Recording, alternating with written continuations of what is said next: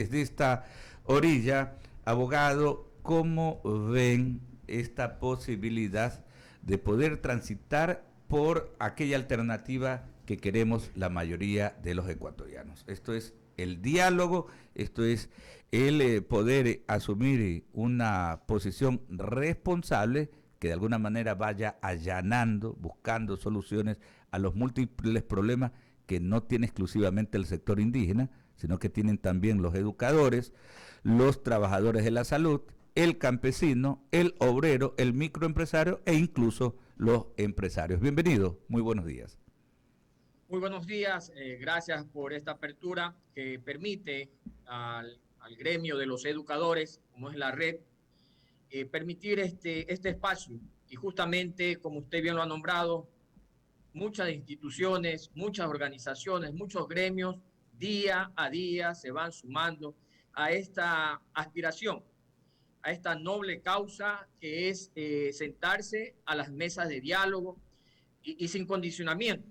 Efectivamente, como educadores sí nos preocupa que día a día la situación alimenticia, la situación de movilidad, la situación de educativa más que todo, se vea viendo mermada, se vea viendo arrinconada por actos que verdaderamente nos obligan ya a expresar nuestra voz y decirles, por favor, súmense a esa apertura que está dando el gobierno todos estos 10 días, ya creo que hoy son 11. 11. El presidente de la República ha dicho, aquí estoy, lo espero. Él no ha puesto condicionamientos, lo espero, sentémonos y vayamos punto por punto dándole solución. Ahora, Justamente, el educador, la educadora a lo largo del país también es jefe de la unidad familiar, ¿no? Y ve precisamente, por un lado, no pueden desarrollar las actividades académicas con normalidad, pero también ven limitada, por ejemplo, la provisión de los alimentos que toda familia debe de consumir. Me gustaría escuchar algún comentario en ese sentido y a su vez ir paralelamente viendo qué tanto se han visto afectadas las actividades académicas en sí, llámese en las escuelitas, llámese en los colegios. ¿Cuál es el nivel de afectación ya en este 11º día de paralización? el sistema educativo, las aulas, los estudiantes se ven duramente afectados. Una contradicción tan grande con lo que nosotros como educadores forjamos en las nuevas generaciones. Nosotros tenemos a lo largo de la vida estudiantil un currículum ecuatoriano, un currículum que habla del diálogo, que habla de las mesas redondas, que habla de la concertación, que habla de convivir en armonía, en paz, de que habla sobre las instituciones, de la respetabilidad a las instituciones del Estado, de la democracia. Entonces créame que nos quedamos mudos, nos quedamos absortos cuando esa pedagogía, esa enseñanza, ese conocimiento, no de ahora, de siglos de la humanidad, se ven trastocados por actos violentos, por una situación que no deja el sano convivir. Entonces, créame, nos quedamos mudos. ¿Qué le podemos decir a un estudiante cuando hay sectores para protestar? Y eso sí lo hemos enseñado, que la protesta está bien, que la protesta es lo correcto, que el reclamo es lo correcto, pero también enseñamos que la violencia es incorrecto, que el terrorismo es incorrecto. Los educadores vemos con preocupación cómo en los hogares ya la colación escolar ya no está dando el suficiente ingreso alimenticio. ¿Por qué? Porque en los hogares ya se están bajando los alimentos. Padres de familia que comían 2, 3 veces al día, comen ahora una. En los restaurantes, en donde los docentes se servían sus alimentos, tenían 4 menús, ahora solo tienen uno. Y día a día se está cautizando. En las clases hemos dicho que eso se llama terrorismo. Cuando las personas se ven afectadas en su derecho a alimentación, por favor, llamamos a ese diálogo. Señores, por favor, aquí los docentes ya pasamos de los 50 años de edad y necesitamos una dieta equilibrada, pero ya no la tenemos. Imagínense en los miles de hogares donde hay personas de la tercera edad, personas que necesitan un alimento adecuado y ya no hay en las calles. Y si lo hay un exceso. Entonces hay una contradicción bien grande que nos toca hablar con los estudiantes, que nos toca debatir con los estudiantes. Y son los estudiantes los primeros que critican que cómo puede ser que por un lado se pide mejor nivel de vida, por un lado se pide una buena alimentación, por un lado se pide bajos los productos, pero vamos para la calle y vemos que todo está extremadamente caro. Correcto. No tenemos el acceso a la salud porque las ambulancias están no pueden pasar. Discúlpeme, hay personas, hay maestros que tienen que hacerse hemodiálisis. No pueden hacer porque que vienen de Pedro Carlos, de Lomas de Sargentillo, vienen de Yaguacha, acá la ciudad de Guay, no pueden. Ven afectada su salud. Claro, realmente es un contrasentido, ¿no? Y a la final terminamos sin fortalecer en el sistema educativo esa formación de valores, de principios que es tan imprescindible, tan necesaria. Terminamos idealizando unas posturas de radicalización, unas posturas extremas, y por eso pues cuando a los chicos les toca ir pues a un proceso electoral terminan eligiendo mal y terminamos pues idealizando la postura de verdaderos delincuentes que terminamos ungiendo en el poder. Permítame, abogado, que Verónica Landeta tiene otras inquietudes para usted. Abogado Zapata, la Conferencia Episcopal ha dicho que una de las cosas más lacerantes, agudas que tiene el Ecuador es la pobreza y la pobreza extrema. Usted ha citado también eso como una situación bastante neurálgica que enfrentan las familias de escasos recursos y obviamente de bajísimos recursos. ¿Cuál es el planteamiento que le hace la red de educadores en el marco del diálogo? ¿Qué es lo que ustedes aportarán en ese marco o en esa vía de ir al diálogo y a la paz? ¿Qué cree usted que se deba debatir? Se debe debatir en base a la historia. No es la primera vez que líderes indígenas sacan a la población indígena a las calles, han tumbado gobiernos, dígamelo puntual, han puesto gobiernos y siguen igual después de 20, 30 años, seguimos igual. Entonces, ¿cuál es la propuesta de la red de educadores? Que permitan a los educadores estar en esas mesas, en ese diálogo también, para nosotros proponer en base a los conocimientos científicos que poseemos en educación, en formación, en valores. Nosotros reiteramos, los valores humanos deben conocer también todos los sectores. Ya, los por eso, mi pregunta es, ¿en qué se enmarca la propuesta de la red de educadores para esa mesa de diálogo? En la Constitución de la República. En la Constitución es clara. Todos tenemos el derecho a un buen vivir, a vivir en paz, en armonía, y que la protesta sea escuchada, que la protesta sirva para sentarnos y mejorar nuestras condiciones de vida, no para que después de 20 y 30 años los mismos pobres que están reclamando en las calles sigan todavía siendo pobres.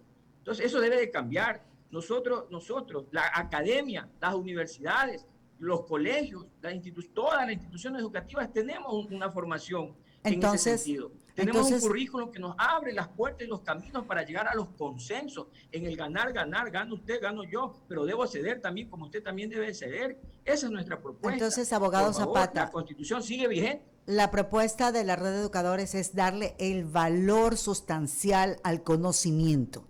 Y en ese sentido, por ejemplo, ahora, ¿cómo están llevando las clases para los niños?